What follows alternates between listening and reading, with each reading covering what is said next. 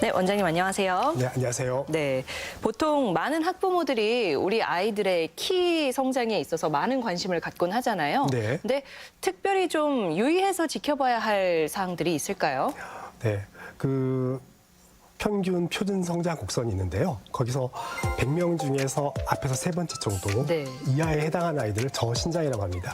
네, 1년에 4cm 이하로 큰다든지 또래보다 한 10cm 이상 작다든지 또 부모님 중에 어떤 한 분이 키가 매우 작다든지 또 갑자기 최근에 성장 속도가 확 떨어졌다든지 이런 경우라면 상담을 받아보시는 게 좋겠습니다.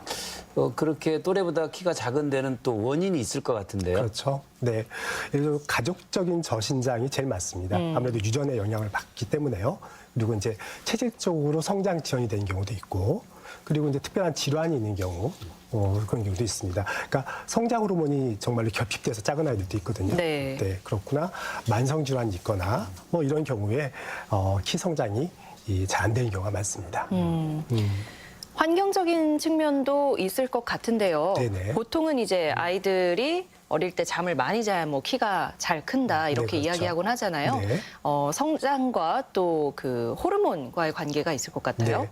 호르몬은 하루 종일 분비가 되지만 특히나 깊은 잠을 잘 때 제일 분비가 잘 되는 편입니다. 그리고 10시부터 밤 10시부터 새벽 2시까지가 성장 호르몬이 제일 많이 분비가 되는데 그러려면 적어도 밤 10시 전에는 아이가 잠자리에 드는 걸 좋겠죠. 그래야 성장 호르몬이 충분히 분비가 돼서 성장에 도움이 되는데 그러기 위해서는 숙면을 취해야 되잖아요. 숙면을 취해야 되면은 일단 빛과 소음을 최대한 차단해 주시고 또 잠자기 전에 요새 아이들이 스마트폰도 많이 하고 게임도 많이 하고 영상도 많이 보는데 그런 걸 하다 보면 그 잔상이 남아서 눈을 감아도 숙면을 취하기가 힘들어요. 그래서 잠자기 전에는 스마트폰 사용이라든지 그 영상 같은 것들 보는 것들은 최대한 자제를 시켜주는 게 좋겠습니다. 그리고 잠잘 때 음식물을 잠자기 직전에 먹으면 네. 소화가 또 안 되잖아요. 그럼 또 숙면을 또 취할 수 없습니다. 그래서 잠자기 직전에는 될 수 있으면 음식물을 섭취하지 않는 게 좋겠습니다. 그 스트레스 하면은 또 어른들 생각을 하는데요. 네. 애들도 스트레스가 있을 거란 말이에요. 그렇죠. 그러면 이제 그 스트레스가 성장을 방해하는 원인이 되겠죠. 네. 우리나라 소아 청소년들의 스트레스가 높다는 것은 다 알고 계시잖아요. 최근 조사에 의하면 우리나라 소아 청소년들 중에서 30% 정도가 최근 한 달 사이에 극심한 우울감을 느꼈다고 답하고 있습니다. 네. 스트레스가 있다 보면 아무래도 혈압도 올라가고, 네, 여러 가지 소화도 안 되고, 뭐 여러 가지 성장으로 분비도 억제가 되기 때문에 건강에도 안 좋고 키 성장에도 악영향을 미치는 경우가 많습니다. 그래서 우리나라처럼 이렇게 경쟁이 심한 사회에서 스트레스 없이 살 수도 없겠지만 그럴수록 부모님께서 그 자녀분들하고 충분한 대화도 좀 자주 가주시고 네. 가끔 한 번씩은 스트레스 풀 수 있는 방법들을 같이 찾아보는 것도 좋겠습니다. 네. 애들의 스트레스 중에서 제일 큰 게 공부잖아요. 그렇죠. 공부 그렇게 뭐 닥달하면 안 되겠어요. 그리고 이제 요즘 아이들 같은 경우에는 알레르기 질환도 많이 갖고 있더라고요. 네, 그렇습니다. 그런데 이런 질환들도 성장을 방해한다고요? 물론입니다. 그 알레르기 질환 중에 대표적인 게 아토피하고 알레르기 비염이잖아요. 네. 특히 요새 봄이니까 알레르기 비염도 더 많죠. 아토피 같은 경우에는 가장 대표적인 증상이 가려움증이에요. 낮에도 가렵지만 밤에는 훨씬 더 가려움증이 심해지거든요. 밤에 깊은 잠을 자야 키가 잘 클 건데 밤이 되면 막 밤낮으로 긁느라고 피가 날 정도로 긁는 경우도 있습니다. 그렇게 아이가 긁다 보면 무엇보다 깊은 잠을 못 자게 되고 그러니까 성장 호르몬이 안 나오고 또 막 괴로우니까 스트레스가 또 많아지겠죠. 그래서 아토피가 있는 애들이 좀 잘 안 크는 경향이 좀 있습니다. 특히나 또 알레르기성 비염은 여러 가지 뭐 미세먼지, 꽃가루 이런 학원들이 이 면역계에 과민 반응을 일으켜서 생기는 증상인데 콧물, 코막힘, 재채기 이 세 가지가 대표적인 증상이에요.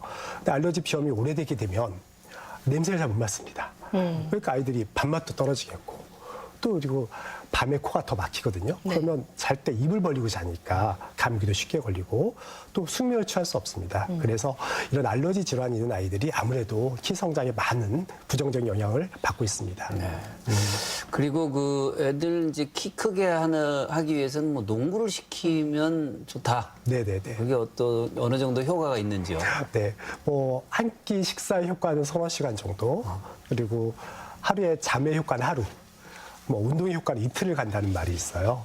그렇듯이 요즘처럼 신체 활동을 잘 못하는 때일수록 아이들이 야외에서 잘 뛰어놀고 운동을 하게 되면 당연히 성장으로 분비가 더 많이 일어납니다. 그러니까 여러 가지 운동은 다 좋은데요. 그중에서도 아무래도 점프 운동이 더 좋습니다. 네, 점프 운동을 하게 되면 그 운동 자체가 성장으로 분비도 늘려내지만 그 점프를 하게 되면 뼈가 자라는 곳이 성장판인데 성장판은 뼈 끝에 있어요. 네, 통통통통 자극을 받으면 성장판의 혈액순환도 잘 되게 되고 대사 활동이 왕성해지기 때문에 네. 키 큰데 조금 더 도움이 될 수 있습니다. 네. 그러니까 뛰는 거가 네, 좋은 그렇습니다. 거군요. 아무래도 좀 운동 중에서도 약간 점프가 들어가는 운동들이 더 좋게 판단되고 있습니다. 네.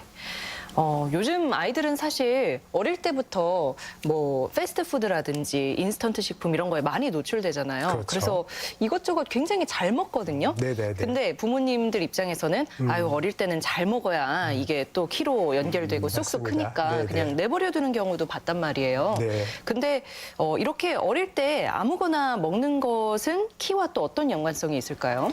뭐 잘 먹으면 잘 큰다고 아시겠지만 네. 그건 아주 우리가 잘 못 살았을 때 얘기고 네, 지금은 오히려 비만이 성장의 방해 요소가 되기 때문에 그러니까 키가 크려면 아무거나 무조건 잘 먹는 게 아니라 네. 키가 클 수 있는 음식 위주로 먹어야 키 성장에 도움이 될 수 있습니다. 그래서 단백질과 칼슘이 들어간 음식들 그런 것들을 잘 취사하셔서 선택하셔서 섭취하는 게 좋겠고요. 네.